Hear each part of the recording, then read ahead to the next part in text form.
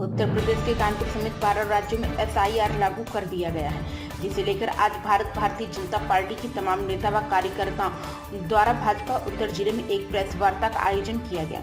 पत्रकार वार्ता को संबोधित करते हुए कानपुर बुंदेलखंड के क्षेत्रीय अध्यक्ष प्रकाश पाल ने कहा कि यह चुनाव आयोग द्वारा लिया गया एक सटीक और अहम फैसला है। एसआईआर लागू होने से वोटर लिस्ट काफी हद तक सुधरेगी। अमूमन ऐसा देखा जा सकता है कि जो लोग इस दुनिया में नहीं हैं, उनका नाम भी वोटर लिस्ट में रहता है, जबकि नए लोगों का नाम जोड़ने में काफी समस्याएं होती हैं। लेकिन एसआईआर होने की वजह से इसका सीधा लाभ घुसपैठियों को मिल रहा है, जो किसी अन्य देश से आकर भारत में बसते हैं। ऐसे में उन्हें देश से बाहर का रास्ता दिखाया जाएगा।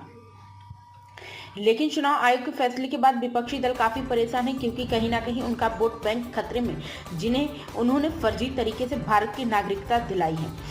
मैं भारत निर्वाचन आयोग का बहुत बहुत स्वागत और धन्यवाद करता हूं कि बिहार के बाद उत्तर प्रदेश सहित 12 राज्यों में एसआईआर का निर्णय लिया है। ये बहुत ही सराहनीय कदम है।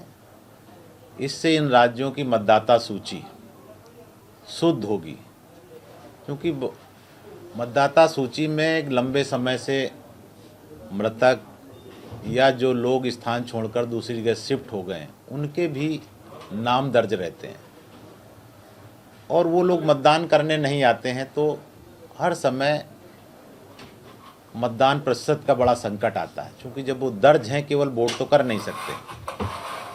तो ये समय समय पर चुनाव आयोग करता रहता है। ये इससे पहले भी 8 बार एसआईआर हो चुका है। 21 साल पहले एसआईआर हुआ था और 21 साल बाद अब फिर से हो रहा है। कुछ विपक्षी दल इसको लेकर मुद्दा बना रहे हैं। उनकी सरकारों में भी एसआईआर हुआ है, लेकिन आज के समय में हो रहा है तो उसको ऐसे बोल रहे हैं कि जैसे वोट अनावश्यक हटाए जाएंगे, काटे जाएंगे। बिहार में भी एक भी मतदाता ऐसा सामने नहीं आया।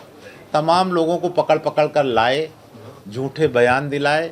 चुनाव आयोग ने सारी चीज़ों को बताया कि उनको पैसे लाकर किया गया था। दरअसल इन दलों की पीड़ा क्या है?